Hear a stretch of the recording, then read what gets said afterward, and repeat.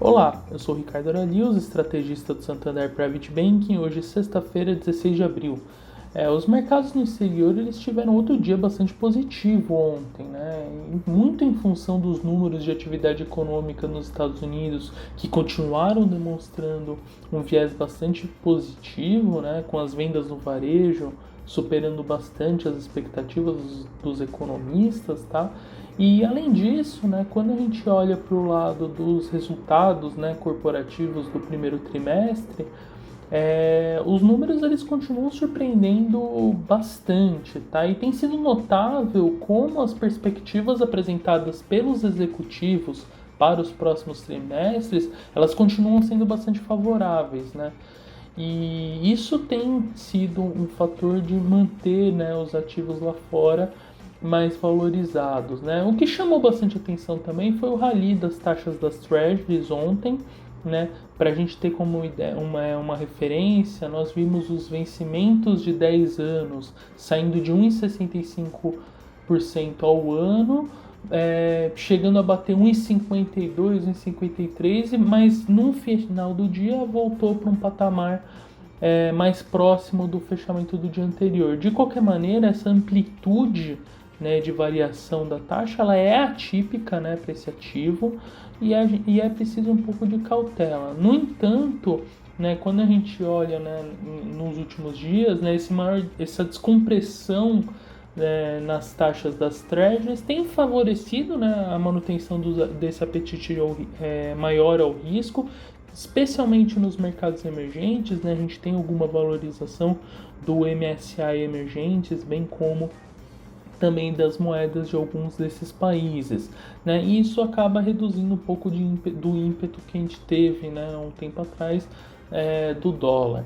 Quando a gente olha nessa manhã, os mercados na Ásia e Europa, eles estão apresentando um desempenho mais positivo, né, vindo a reboque, né, das perspectivas mais favoráveis nos Estados Unidos, né, enquanto que por lá hoje, nessa manhã, os indicadores estão um pouco mais acomodados, né? O Ibovespa aqui no Brasil ele permaneceu acima dos 120 mil pontos ontem, ainda que na bolsa, né, o índice acabou ficando as altas acabaram ficando mais concentradas em segmentos como siderurgia e outras empresas que também são vinculadas ao comércio externo, né? Então, acompanhando essa dinâmica. Quando a gente volta para os temas domésticos, né, ontem o plenário do Supremo Tribunal Federal ele confirmou a anulação das condenações impostas ao ex-presidente Lula, né, pela Vara Federal de Curitiba, e isso torna ele, na prática, elegível para as eleições do ano que vem. Agora o STF deve determinar qual a vara federal deve ficar com os processos que tramitaram lá em Curitiba, né? E dentro de uma tramitação normal, né, deveria haver um novo julgamento nessas instâncias.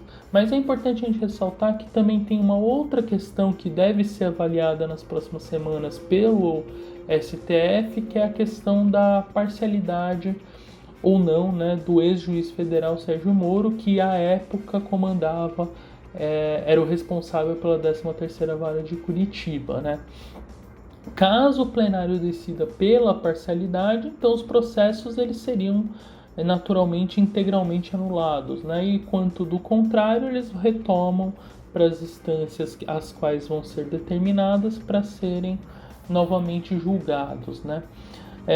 Já no âmbito dos indicadores domésticos, né, ontem chamou bastante atenção também o fato de que a pesquisa mensal de serviços ela apontou um resultado bem positivo para fevereiro, né, uma alta de 3,7%. Isso denota como a economia estava vindo de fato num ritmo, né, mais forte, apesar de a gente já ter tido, né, ali na passagem do final do ano para o início de 2021 um menor impacto dos estímulos fiscais, né, porque você já não tinha a questão dos auxílios, né, e tudo mais. Então a economia estava caminhando por conta própria, né, com as próprias pernas, e isso era bastante importante, né? Evidentemente que o recrudescimento da pandemia, né, especialmente no mês de março, né, com as novas medidas de isolamento que foram sendo adotadas nas principais regiões do Brasil, elas acabaram paralisando esse processo, tá? Mas quando a gente olha agora, né, os números na margem em relação à contaminação da Covid-19 no Brasil, a gente tem uma certa estabilidade, um nível muito elevado, mas essa estabilidade ela pode realmente ser mais um indicador que corrobora a visão de que a gente está passando de fato pelo pico da segunda onda, né? Se isso se confirmar, isso pode ter implicações sobre os ativos mais para frente, mas o mais importante é o ritmo de vacinação continuar ganhando ímpeto, acelerando, né? E é isso que vai determinar também um maior otimismo em relação ao segundo semestre. Eu fico por aqui, bom dia a todos.